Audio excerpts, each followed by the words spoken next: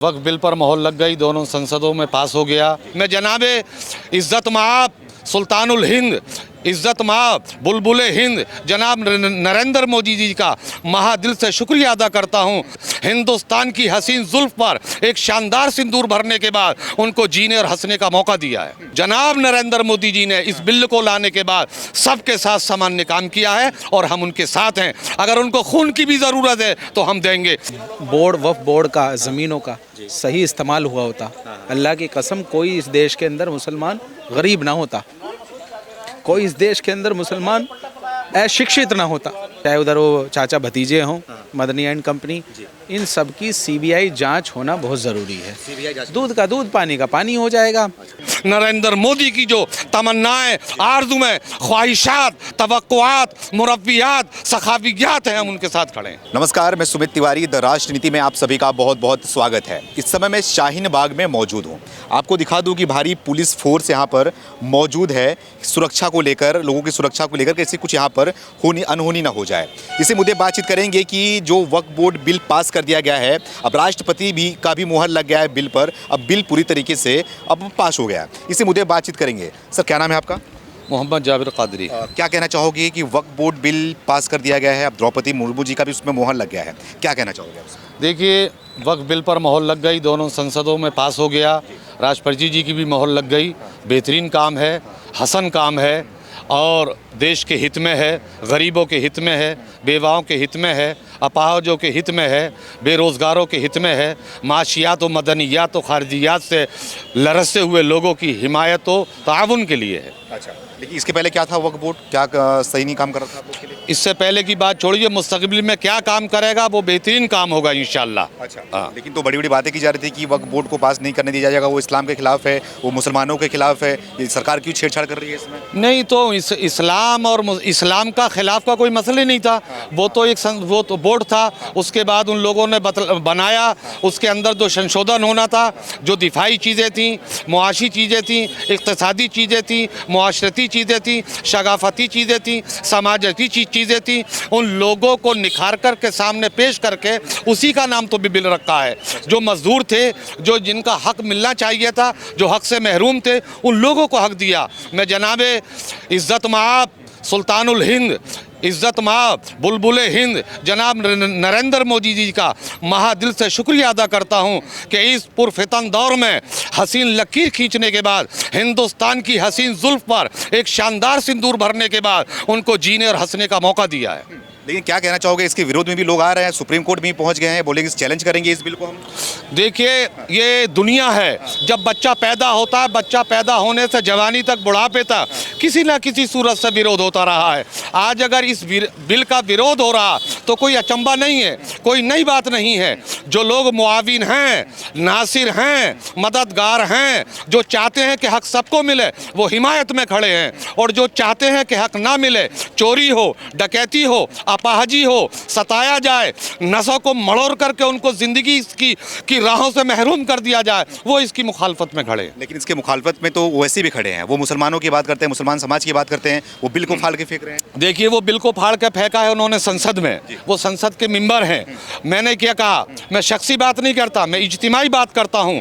जो भी लोग विरोध में हैं, कुछ भी हो, चाहे वो समाजवादी हो, चाहे वो दूसरी पार्टियाँ हो, हर पार्टी का अपना एजेंडा रहता है, उनको अपना एजेंडा सेट करना है। गुर्बत से, हिंदुस्तान की ताज़ीमों, इज्जतों, मर्तबों, मनातिब से कोई सरोकार नहीं है, उनको सिर्फ अपनी पार्टी से सरोकार है। गरीबों से, यतीमों से और दूसरे भी जो सरकारी महकमे हैं, उनमें जो मुलाजिमीन लोग हैं, उनसे सरोकार नहीं है। उनको अपनी गद्दी से, अपनी पार्टी को जमा करने से उनको होश में है, किसी का कोई वो ताउन नहीं करते। लेकिन इसमें महिलाओं को भी अधिकार दिया जा रहा है, तो क्या लग रहा है कि अधिकार देने से ये गलत है, इस्लाम के खिलाफ है क्या? नहीं, मज़हब इस्लाम में औरतों को भी पहले से अधिकार मिला है, और जब इसमें आएंगे तो उसमें भी अधिकार मिलेगा। मैंने एक जुमले में बात ख़त्म कर दी थी कि जो अमजद, जो महरूम थे, जनाब नरेंद्र मोदी जी ने इस बिल को लाने के बाद सबके साथ सामान्य काम किया है और हम उनके साथ हैं। अगर उनको खून की भी ज़रूरत है तो हम देंगे। शाहीन बाग को जिस तरीके से बदनाम किया गया, वो ऐसी कोई चीज़ नहीं है। हमारी एक पूरी तंजीम है, जनाब शहजाद और हम सारे लोग सब मिलने के बाद अगर इसमें हुकूमत की बात, मुल्क की शान व अजमत पर अगर कोई भी निशान आएगा तो हम इंशाल्लाह उसके लिए सीना ताने खड़े हैं। हिंदुस्तान की अजमत पर आँच आने नहीं देंगे, संविधान पर आँच नहीं आने देंगे। नरेंद्र मोदी की जो तमन्नाएं, आरज़ुएं, ख्वाहिशात, तवक्कुआत, मुरव्वियात, सखावियात हैं, हम उनके साथ खड़े हैं। लेकिन आप शाहीन बाग की बात कर रहे हैं, ये वही जगह था जब CAA NRC का समय आया था तो यहीं पे प्रोटेस्ट हुआ था कई महीनों तक। आप यहीं से खड़े होकर मोदी का समर्थन कर रहे हैं और इस बिल का समर्थन कर रहे हैं, ये बड़ी बात है। हमने उस टाइम भी समर्थन किया था, हम आज भी समर्थन करेंगे। यही तो हिंदुस्तान की खूबसूरती है, यही तो गंगा जमुना तहजीब है कि हिंदुस्तान में हर धर्म के मानने वाले हैं, हर धर्म को पूछते हैं, कोई पाबंदी नहीं है।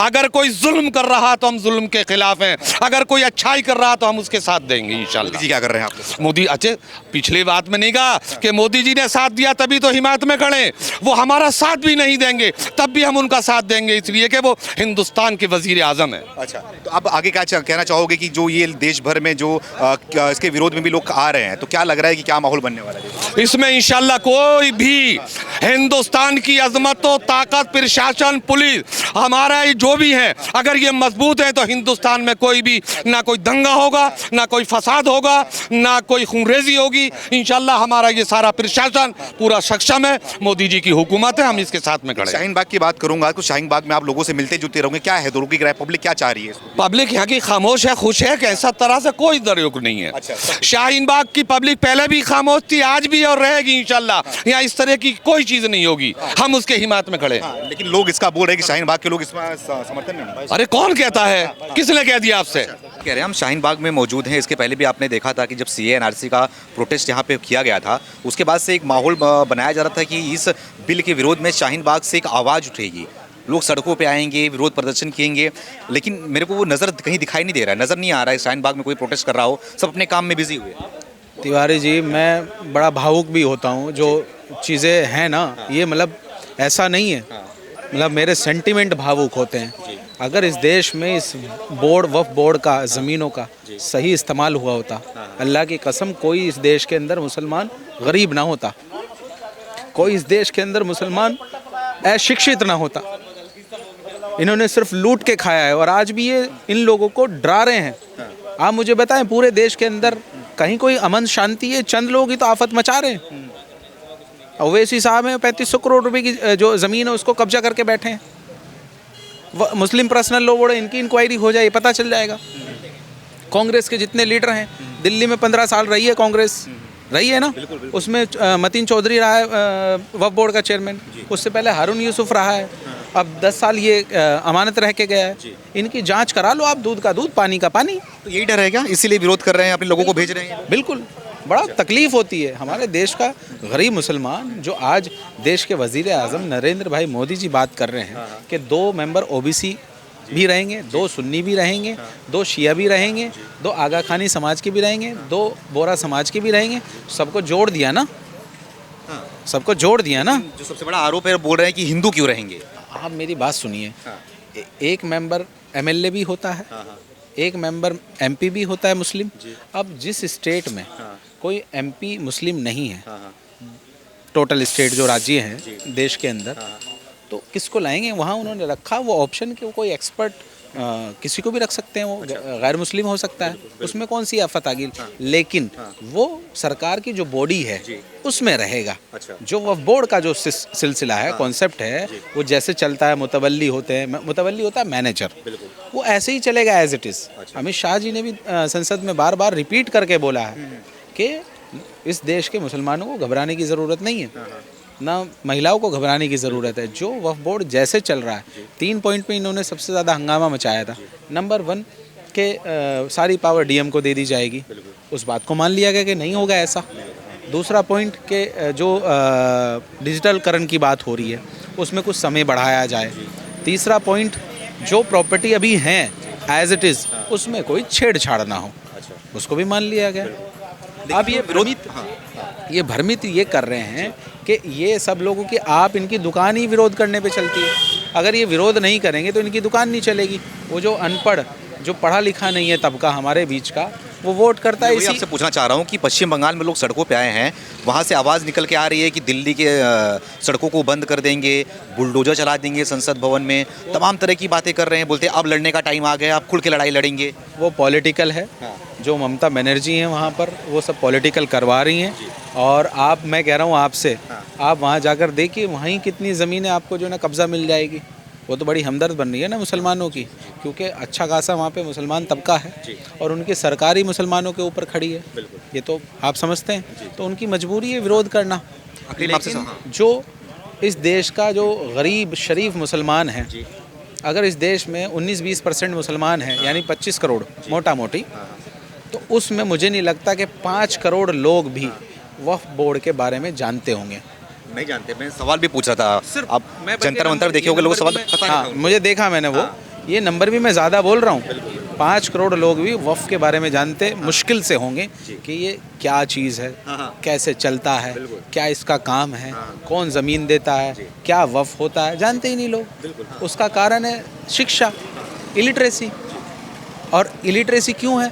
इन्होंने वफ़ का सही इस्तेमाल नहीं किया। इस पे कॉलेज बने होते, इस पे स्कूल बने होते, इस पे स्किल सेंटर बने होते, यूनिवर्सिटी बनी होती, तो आज देश का मुसलमान कोई अशिक्षित ना होता। 25 करोड़ में से आज 10-12% का ग्रेजुएशन डाटा है हमारा मुश्किल से। आप देखिए अब किस तरह से लगातार पढ़ने की तरफ तेज़ी से मुसलमान बढ़ रहा है। हर साल 50-60 IAS IPS तमाम आप देख ही रहे हैं किस तरह से, तो पढ़ने की तरफ है ना, सारा फ़ायदा उसको सरकार की स्कीम का मिल रहा है। तो ये किसी तरह से इनकी ये कोशिश रहती है कि ये मुख्य धारा के साथ अगर जुड़ गया, यानी भाजपा के साथ, मोदी जी के साथ, तो इनकी दुकान बंद। अच्छा, आखिरी से इनके पेट में जो दर्द है ना, जो मरोड़ा सा मार रहा है ये इसीलिए मार रहा है इनके पेट में मरोड़ा कि अगर मुसलमान को ये सब समझ में आ गया, जागरूक हो गया और इनके साथ चला गया भाजपा के, तो हमारी दुकान कैसे चलेगी? हमारे तो बच्चे जो है ना विदेशों में पढ़ रहे हैं, फिर उनका तो आफत आ जाएगी। दुकान की बात कर रहे हैं, योगी जी एक्शन में भी आ गए हैं। योगी जी बोल दिए जितनी भी अवैध संपत्तियां हैं ना, सारी संपत्तियों को खाली कराओ और सब पे जांच बैठो। देखिए, मैं तो आपके माध्यम से ये कहना चाहता हूँ और अपील करना चाहता हूँ अपने देश के वज़ीर आज़म नरेंद्र भाई मोदी जी, जो इस देश को सबका साथ सबका विकास की बात करते हैं और सबके विश्वास की बात करते हैं, लेकर चलते हैं। मैं बहुत ज़िम्मेदारी से ये बात कह रहा हूँ कि प्रधानमंत्री मोदी जी, आप इन सब की CBI जांच जरूर करवाएं। CBI जांच कर चाहते हैं? हाँ, जितने ये कांग्रेसी इनके टाइम में जितनी वक्फ बोर्ड की ज़मीनों पे कब्जा हुआ, दिल्ली के अंदर केजरीवाल के सरकार, उनके मंत्री, उनके वक्फ बोर्ड के चेयरमैन, या तमाम जितने लोगों ने भी वक्फ बोर्ड का जो ज़मीनों का कब्ज़ा किया, उनको किसी भी तरह से लूटा है, इनकी सबकी, चाहे ओवैसी साहब हों, चाहे मुस्लिम पर्सनल लॉ बोर्ड हो, चाहे उधर वो चाचा भतीजे हों मदनी एंड कंपनी, इन सब की CBI जांच होना बहुत ज़रूरी है। दूध का दूध, पानी का पानी हो जाएगा। आज आप देखिए 6 लाख एकड़ से ज़्यादा ज़मीन की बात हो रही है, यानी देश की तीसरे नंबर की ज़मीन। फ़ायदा क्या हुआ? सही बात। अब इतने गरीब हैं, सड़कों पे हैं, बेचारे भीख मांग रहे हैं, पढ़ाई नहीं आप क्या मुसलमानों के हालात। सच्चर कमेटी की रिपोर्ट आपको याद हो 2006 की, तो उस वक्त भी ये बात हुई थी कि डिजिटलकरण होना चाहिए, इसका होना चाहिए। इसमें क्या बुराई है? अब ये एक बात पे भ्रमित कर रहे हैं कि जी वो वक्फ बाय यूज़र। अब मेरे मिसाल के तौर पे मेरे बाप दादा जो है कोई प्रॉपर्टी वक्फ करके गए हैं गरीबों के लिए, मिस्कीनों के लिए, तो वो कोई तो डॉक्यूमेंटेशन करके गए होंगे, कोई डीड करके गए होंगे, कोई तो पेपर होगा उनको, उनकी खेत की ज़मीन होगी, उनके घर की ज़मीन होगी, कोई प्लॉट होगा, कुछ होगा, उसके पेपर तो होते होंगे। तो अगर वो सब चीज़ें हैं तो डरने की क्या ज़रूरत है, क्या घबराने की ज़रूरत है? ये तो कहा ही है ना अमित शाह जी ने कि जो चीज़ें हैं उसमें कोई छेड़छाड़ नहीं होगी। अब अगर कोई अवैध तरीके से कोई मामला है, जो कुछ केस सामने भी आए हैं, तो उसमें तो देखिए भाई, जो चीज़ें हैं ट्रांसपेरेंसी के साथ, पारदर्शिता के साथ, वो तो होना चाहिए। उसमें क्या बुराई है? कोई बुराई नहीं है उसमें। डरने सिर्फ डरा इसलिए रहे, छीन लिया जाएगा, ये हो जाएगा, कब्रिस्तान छीन लिए जाएंगे, मस्जिद छीन ली जाएगी, मुसलमान के खिलाफ है। नहीं, ऐसा नहीं होगा भाई साहब। ये देश में एकता, अनेकता में एकता है। एक खूबसूरत देश है हमारा, और हमेशा से हम भी पले बड़े हैं अपने हिंदू भाइयों के साथ ही, गांव में स्कूल गए, पढ़े। ऐसा मामला नहीं है। इस चंद लोगों ने इतना माहौल ख़राब कर दिया कि आज इस दौर में आदमी बात करने से भी वो सोचने लगा, डरने लगा। ऐसी कोई आफत नहीं आ रही। बल्कि मैं तो ये कहूँगा, ये अपील करूँगा आपके माध्यम से कि इस देश के मुसलमानों को बढ़ चढ़कर मोदी जी के साथ आना चाहिए, भारतीय जनता पार्टी के साथ जुड़ना चाहिए। तभी जितनी ये स्टेट राज्य पार्टियां हैं, इनकी दुकानदारी बंद होगी, इनको इनकी औकात समझ में आएगी कि इनकी औकात सिर्फ मुसलमानों की वजह से है। ये बड़ी बात कह रहे हैं। बिल्कुल, इनकी जो औकात है, जो सीट आज 37 सीट एमपी लेके आए हैं ना ये अखिलेश यादव, ये मुसलमानों की तो देन है, और किसकी देन है? आप देख लीजिए, मुसलमानों की तो देन है। इसलिए लड़ाई लड़ रहे हैं ना मुसलमानों की लड़ाई। एक बड़ा तबका, मजबूत तबका मुसलमान भारतीय जनता पार्टी के साथ आ गया तो सारा मसला ही ख़त्म हो जाएगा, इसलिए यही डर है। सारा झगड़ा ही ख़त्म हो मैं आपकी जाएगा। बात कर रहा हूं। तो आपसे बात करना चाहूँ, क्या नाम है आपका? मेरा नाम फारूक सिद्दीकी है। फारूक जी, क्या कहना चाहोगे? वक्फ बोर्ड बिल पास कर दिया गया, उसके बारे में क्या कहना चाहोगे कि अब तो राष्ट्रपति मुहिम भी उस पर मुहर लगा दी है? देखिए, ये कानून बन गया है, लेकिन आप थोड़ा सा पीछे चले हैं। आप दिल्ली में ये वक्फ बोर्ड करें, गरीबों के काम आता है, सब कुछ आता है, तो एक बड़ी छोटी सी चीज़ है। अभी वक्फ बोर्ड के इमाम हैं दिल्ली के, तो अगर इनकी कमाइयाँ हैं तो इनको 2-2 साल की सैलरी नहीं मिल रही है। बेचारे मुअज्जिन, इमाम सब परेशान हैं। अगर प्रॉपर वे में पैसा आया होता और एग्जीक्यूट हुआ होता, गरीब बच्चों और बेवा को तो भूल जाओ आप। पहले जो इमाम है हमारी मस्जिदों के, वो हमारे सदर होते हैं। अब जब उनको, इमाम को और मुअज्जिन को ही तनख्वाह नहीं बांट रहे हो, अब तो पैसा गया कहाँ? भाई सिर्फ चोरी की है ना इन लोगों ने। भाई आप बोलो बेवा को मिलेगा, इन्होंने सिर्फ अपनी राजनीति चमकाई है। पुराने जो चेयरमैन थे, अपने लोगों को ज़मीनें दी। ये क्या करते थे? फर्जी केस डलवाया, और वक्फ बोर्ड का वकील ही एक्स पार्टी हो जाता था। वो जो लड़ते ही नहीं थे, वो एक्स पार्टी होते, ज़मीनों पे कब्जा हो जाता था। तो ये बताएं, वक्फ बोर्ड जब इतना सॉलिड है, हम सब इतने अमीर लोग हैं, मालदार हैं, तो एक्स पार्टी क्यों हुए मुकदमे? उसकी भी जांच होनी चाहिए। उसकी लग रहा है कि जो ये बदलाव किया गया है इसमें बिल में, इससे फ़ायदा होगा आप लोग के? देखिए, बिल्कुल फ़ायदा और नुकसान तो बात की बात है। आप ये देखें, 10% लोग नहीं जानते वक्फ बोर्ड है क्या। अभी हमारी कुछ लोगों से बात हो रही थी 40 फुटे पे, वो बेचारे एकदम चिल्ला पड़े। मैंने बुलाया, मैंने बेटे इधर आओ, वक्फ बोर्ड है क्या? मैंने कहा अच्छा ये बताओ, जो लाल मस्जिद पे कब्जा, कब्रिस्तान पे कब्जा हो रहा था, अमानतुल्लाह खान ने, वक्फ बोर्ड के चेयरमैन ने कब्जा करवाया, आप कहाँ थे? क्या वो सही हुआ? करे गलत हुआ? मैंने भी पुरानी दिल्ली में स्कूल था, आज नहीं, बहुत पुराना स्कूल चला करता था, उस स्कूल को बंद करके दुकानें बना के बेच दी। तो मेरा बेटा ये सही हुआ? करा बिल्कुल गलत हुआ। तो मेरा अब बोलो क्या हुआ? कह रहा बिल्कुल सही हुआ। ये तो सवाल है एजुकेशन का। बिल्कुल सवाल है एजुकेशन का। किसी को कुछ नहीं मालूम। देखिए, ये हाइप बनाते हैं, लोग आ जाते हैं। जब किसी को मालूम ही नहीं है, मैं आपसे बोलता हूँ ये गलत हो रहा है, 3 बार ऊंची आवाज़ में बोलूँगा, चौथा आदमी बोलेगा गलत हो रहा, बोलेगा यार वाकई गलत हो रहा होगा। सवाल है एजुकेशन का, मालूमात का। मालूमात ही नहीं है भाई। चलो, जनता को गुमराह किया जा रहा है, गरीब जनता को। बिल्कुल, उन्हें मालूम ही नहीं है।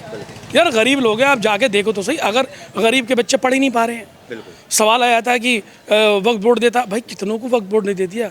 कितने हमारे सुपर स्पेशलिटी हॉस्पिटल बन गए हैं? क्या बन गया हमारा? अगर बड़े बड़े इदारों को छोड़ो, वो भी वक्फ बोर्ड ने नहीं बनाए हैं। भाई AMU की बात करते हो आप, किसने बनाया वो? जामिया मिलिया के किसने बनाया वो? भाई तकरीबन 100 साल के लोगों की कुर्बानियाँ लगी हैं इसके अंदर। ये जितनी भी ठलवा पार्टियाँ हैं, ये छोटी छोटी स्टेट की जो पार्टियाँ हैं, ये करने के लिए करते हैं। सपोज करो आजम खान ही है, जो भी था, क्या अखिलेश यादव साथ खड़े थे उनके? ये मुसलमानों को आगे करते हैं। एक तरह से तीतर होता है ना, तीतर की तरह इस्तेमाल किया जाता है मुसलमान को। मुसलमान नेता को लेते हैं और तीतर की तरह आगे कर दिया, कौम का झंडा लगवा के बस दरी बिछवा लो और नारे लगवा लो। देखो, हम पॉलिटिकल आदमी नहीं है, लेकिन वही हो रहा है, वही होते आ रहा है। आप पश्चिम बंगाल में देख रहे हैं कि जिस तरीके से लोग गुस्से में आ रहे हैं, बाहर बोल रहे हैं सड़कों पे आ जाएंगे, अब लड़ने की टाइम है, खुल के लड़ेंगे। सर मेरी बात सुनो, लोगों को मालूमात ही नहीं है। अब जो इंसान पढ़ा लिखा नहीं है, 10 बार बोलोगे, वो बेचारा आवेश में आ जाता है, उसे नहीं मालूम क्या हो रहा है। कल को कुछ हो जाता है, दंगे हो जाते हैं, कुछ हो जाता है, वो जेल जाएगा, उसके बच्चों को रोटी देगा कौन? उनके केस कौन लड़ेगा? ये जो लाखों मुसलमान जो CNRC और भी जो भी केसेस लगते हैं, देखो वो गलत नहीं है। सवाल है एजुकेशन का, उनको मालूमात का। उनको मालूम ही नहीं है। देखिए, जज्बात में कोई भी इंसान आ जाएगा, और मुसलमान जो है एक जज्बाती कौम है और बहादुर कौम है। लेकिन वजह है कि जब उनको एजुकेशन नहीं है, उनको मालूमात नहीं है, तो बेचारे आ जाते हैं। भाई कोई भी चीज़ छीनने की बार बार करोगे, 5 आदमी 10 आदमी, तो इंसान गुस्से में आता है। अगर आप कोर्ट में गए हैं फैसला, आप भाई एक बात बताओ, अगर कोर्ट में गए ये लोग अकेले अकेले क्यों जा रहे हैं? इन सबको क्लब होके जाना चाहिए था। ये सिर्फ अपनी जान बचा रहे हैं। गठबंधन है, गठबंधन पब्लिक ये दिखाना चाहते हैं। जैसे अब कल की स्टेटमेंट TV पे चल रही है, अमानतुल्लाह खान जो हैं अपना कोर्ट चले गए। What is this nonsense? अकेले आदमी की क्या सुनवाई होगी? भाई सबके साथ मिलके जाओ ना, क्योंकि इन पे जांच इंक्वायरी बैठने वाली है, ये सारी चीज़ें होने वाली हैं। अब ये फंसेंगे तो अब ये दिखावे के लिए कि पब्लिक की सिंपैथी लेने के लिए, सिंपैथलाइज करने के लिए लोग जा रहे हैं। और याद रखें विधायक जी, आप जाओगे आपकी पूरी बारात जाएगी साथ, सबको जेल की है। अगर ओखला छोड़ के भाग भी गए तो ढूंढ लाएंगे आपको। लग रहा है नंबर आने वाला है विधायक जी का। सबका नंबर, विधायक जी क्या उनके चेलों का भी नंबर आएगा। और वो जो पैसा जो इन्होंने चोरी करके बिल्डरों को दिया गया है, वो 180-90 लोग भी ये ना भूलें, याद रखो, सबको छीन के लाएंगे, कब्र में से खोद के जेल में, तिहाड़ जेल में फेंका जाएगा और तुमसे 1-1 रुपए का हिसाब लिया जाएगा। वो हमारी बेवाओं का, माँ बहन बच्चों का पैसा है। आप कैसे चुरा सकते हो ये सब चीज़ें? ये डरे पड़े हैं। अच्छा, तो मोदी सरकार का जो ये फैसला है, इससे सभी कौम में जब आप लोगों से बातचीत करते हैं तो लग रहा है कि मोदी सही रास्ते पे जा रही हैं, सही तरीके से काम कर रही है मुसलमानों के लिए। सवाल वहीं आ जाता है। आप ये बताएं, ट्रिपल तलाक का मुद्दा उठा, कानून बन गया, क्या हुआ? कुछ हुआ कि मुसलमान आ जाएगा, मर जाएगा, ऐसा होगा? कुछ भी नहीं हुआ भाई, सब जिंदा है, सारे काम कर रहे हैं। देखिए, जब भी कोई नई चीज़ आती है तो मुखालफत होती है, बहुत सारी चीज़ें होती हैं, पॉजिटिव भी होती है, नेगेटिव। धारा 370 विद्रोह हो जाएगा, कत्लेआम हो जाएगा, ये हो जाएगा, कुछ भी नहीं हुआ, शांति है। लेकिन आप ये देखें, पहले लाल चौक पे जा नहीं सकते थे, आज जो है टूरिज़्म कितना बढ़ गया। तो वहाँ के निवासियों को तो फ़ायदा हुआ, पर हम जैसे लोग भी डरा करते थे। वो सारे भाई जा रहे हैं, स्विट्ज़रलैंड क्यों जाएंगे? अब सब लोग अपने कश्मीर में जाते हैं। पहले शूटिंग शुरू हो गई दोबारा से फिल्मों की। हम लोग तो फिल्में देख देख के बड़े हुए ना। कश्मीर बस जन्नत है, तो जन्नत को देखने का सभी का अधिकार है। इसी तरीके से कोई भी चीज़ होती है, किसी चीज़ को एजुकेट किया जाता है, तो ये नहीं है कि सभी लोग साथ आएंगे आपके, लेकिन वक्त के साथ सब आ जाएंगे। और देखिए, ये सरकार है, अगर कोई कमी पेशी होती है तो भैया फिर करेंगे। सही बात। और ये जो कोर्ट में जाने का स्टंट कर रहे हैं, तो इनको सबको इकट्ठे होकर जाना चाहिए। कुछ फायदा, उसका कुछ फर्क पड़ेगा? कुछ नहीं होगा। भाई आप ये बताएं, जब कानून बन गया, कानून बन गया, सब कुछ, तो एक आदमी क्यों जा रहा है भाई? सब क्लब होके जाओ ना, सब इकट्ठे होके जाओ कि जी अमानत अलग जाएंगे, वो अलग जाएंगे। ये सिर्फ अपनी जान बचा रहे हैं, सिंपैथी ले रहे हैं कि मैं लड़ा था। अब भैया आप लड़े नहीं हो, अपनी जान बचा रहे हो। आप चाहोगे कि जो संपत्ति है सब पे जांच होनी चाहिए? बिल्कुल जांच होनी चाहिए। योगी जी ने आदेश भी दे दिया है। भाई साहब, सवाल योगी जी का नहीं है, सवाल मोदी जी का नहीं है। पिछले 70-75 साल में जितनी चोरियाँ हुई हैं, सबकी इंक्वायरी होनी चाहिए, गरीब मुसलमान के। और ये आर्टिकल बड़े बड़े स्लैब पे छपने चाहिए, जो आदमी को पता चले कि चोरियाँ हुई कैसे हैं और क्यों हुई हैं और किसने की है। और हम तो ये कहेंगे, हमारा निवेदन यही है सब भारत सरकार से कि भाई जिसने भी चोरी की है, ये उनके लिए एक ऐसा नज़ीर पेश की जाए, उन सबको जेल में डाला जाए, उनसे 1-1 रुपए का हिसाब लेके ब्याज के साथ उनसे वो पैसा वापस लिया जाए और जल्द से जल्द पैसा वापस लिया जाए। आखिर में मोदी जी को क्या कहना? धन्यवाद कहेंगे भाई, अच्छी चीज़ है।